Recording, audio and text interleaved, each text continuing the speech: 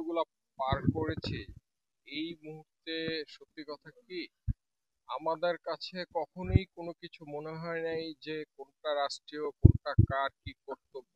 আমরা সত্যি কথা পরিবার হয়ে আমাদের ভিতরে একটাই ছিল, ওর কথা ছিল যে আমি তো চলে যাবই, আমি চলে গেলে আমাকে যত দ্রুত পারো আমাকে আমার বাবা মার পাশে সমাহিত করবা। ও যখন চলে গেল তখন মাথার ভিতরে ভাই এই কাজটাই সবসময় ক্লিক করতো।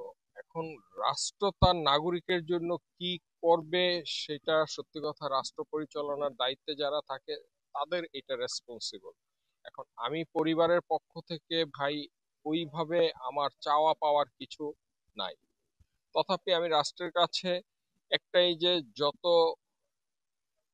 রাষ্ট্রের মানুষ আছে এই পৃথিবীর যত মানুষ তার এই টাচিং স্টোরিটা শুনতে পেরেছে সবাই তার জন্য দোয়া করছে, এই জন্য আমি পৃথিবীর সকল মানুষের কাছে কৃতজ্ঞ। এটাই বেসিক্যালি ভাই সবচেয়ে বড় পাওয়া। একটা মানুষ জন্ম মৃত্যু আমাদের সবারই হবে, কিন্তু কেউ তার কর্মের মাধ্যমে বেঁচে থাকবে। তো আমি মনে করি যে আমার সহধর্মিণী মাহিরিন চৌধুরী, তার হয়তো কর্মের মাধ্যমে সে পৃথিবী যতদিন থাকবে হয়তো বেঁচে থাকবে, ঠিক আছে, কিন্তু তার জীবদ্দশায় যদি তার এই এই ধরনের কোনো ঘটনা ঘটতো হয়তো সে সেটা দেখে যেতে পারতো। তো এটাই ভাই, আর তো কিছু তেমন কিছু বলার নাই। এখন আপনারা যে প্রশ্নটা করলেন এই প্রশ্নটার ক্ষেত্রে ভাই রাষ্ট্রের নাগরিক হিসেবে রাষ্ট্র চিন্তা করবে। এতে আমার পারিবারিক ভাবে আমার সত্যি কথা কি, হ্যাঁ, চাওয়া পাওয়ার তেমন কিছু নেই। ঠিক আছে ভাই, ধন্যবাদ।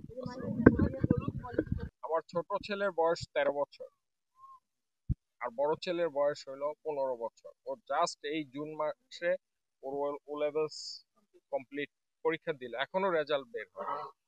তো এখনো ওদের জাস্ট জীবনটা শুরু হয়েছিল, ওদের মেন্টর ছিল ওর মা। এখন ওদের যে ভবিষ্যৎ গড়ার যে মেন্টর সেই মেন্টরই আজকে ওদের থেকে হাজার হাজার বহু দূরে চলে গেছে ভাই।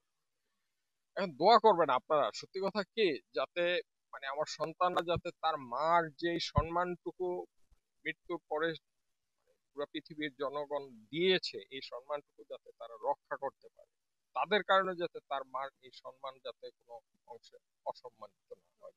এই দোয়াটুকুই আপনাদের কাছে, যে সবাই আমরা মিলে দোয়া করি সবার জন্য। এবং মাহিরিন মিস চলে গেছে, কিন্তু মাহিরিন মিসের সাথে আরো যারা শহীদ হয়েছে নিষ্পাপ বাচ্চাগুলা, ঠিক আছে, সকল শহীদদের জন্য আমাদের অন্তর থেকে অন্তঃস্থল থেকে দোয়া রইল, শুভকামনা রইল প্রত্যেকটা পরিবারের জন্য। জি ভাই, ধন্যবাদ। মায়ের জন্য